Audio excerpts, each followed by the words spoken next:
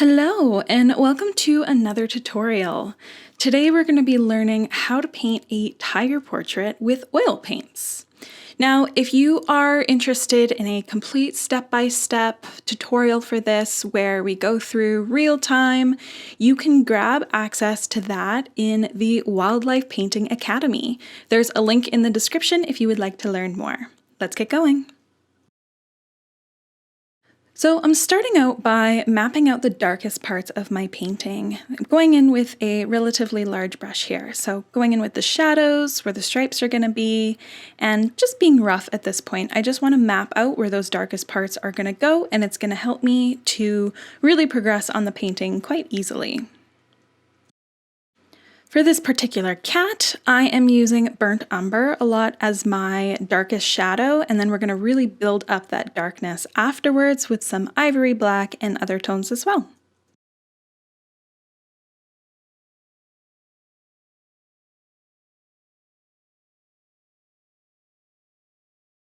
I wanted to add a bit of a definition between the shadows and the stripes, so I'm going in with a smaller brush with ivory black just to strengthen where the actual stripes are going to be.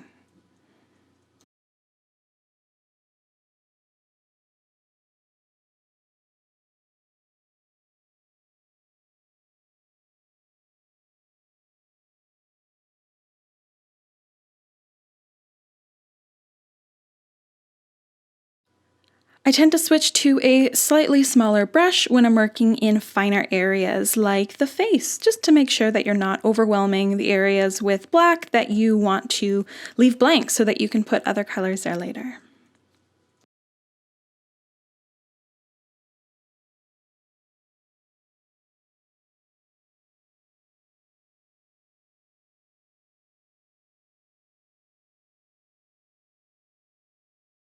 So now I'm going in and blocking out the rest of the cat with our lovely orangish tones that's going to match the fur.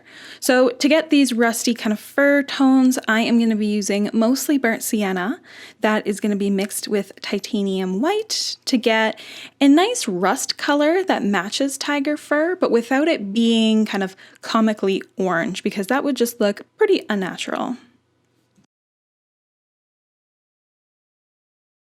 I'm working my way around the tiger now, paying close attention to my reference so that I'm getting all of the tones right.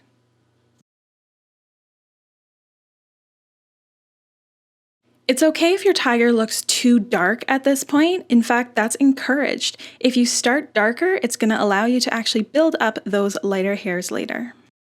I lost a little bit of the stripes when I was kind of mapping in the rest of the tiger fur, so I'm going back in with a smaller brush and ivory black and stroking in the hairs that are going to make up those black stripes.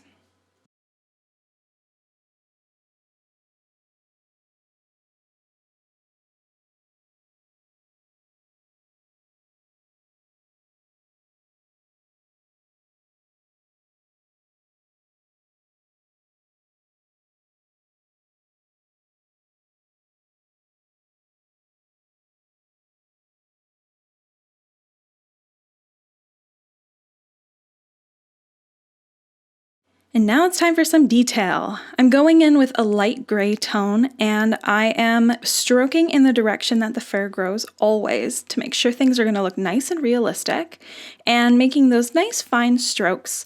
Pay close attention to your reference photo here just to make sure that you know the direction that the fur is flowing in. I like to work in one area at a time, so after we are done with the chest and the forearm, we are going to be moving to the face. Now for the face, I'm going to start off by blocking in that darker rusty colored, and then we're going to build some details on top. Careful, your stripes are still wet, so just make sure you work your way around them.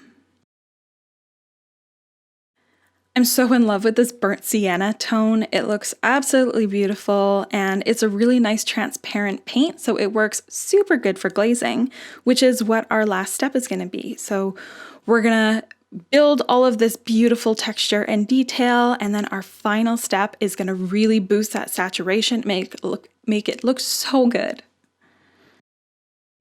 Time for the detail. So I'm going in with a lighter paint and I'm going to start to actually paint in all of those little individual hairs using my favorite liner brush here. It's got nice long bristles that allow you to get very fine lines. So work your way around the painting and make all those pretty little hairs.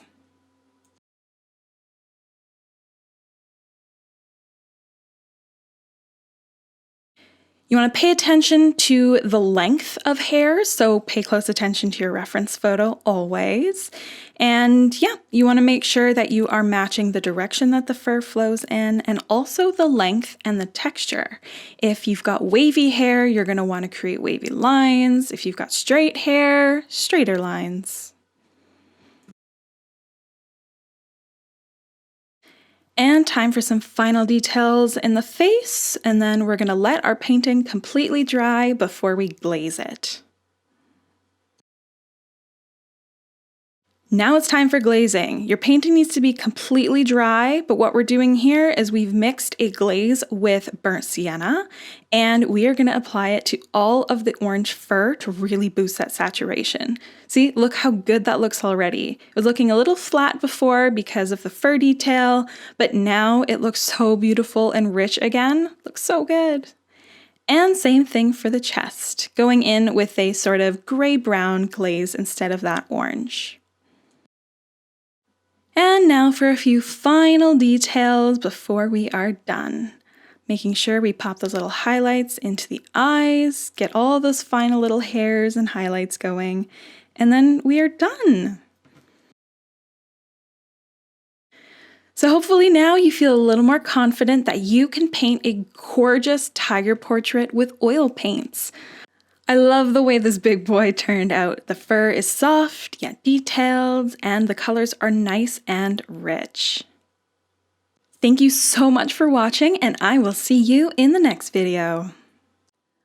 Want to skyrocket your skill when it comes to painting those beautiful, realistic animals that you've always dreamed of? Then the Wildlife Painting Academy is the secret weapon that you've been waiting for.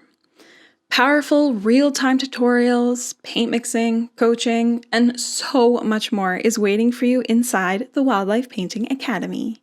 Join us in the link of the description of this video.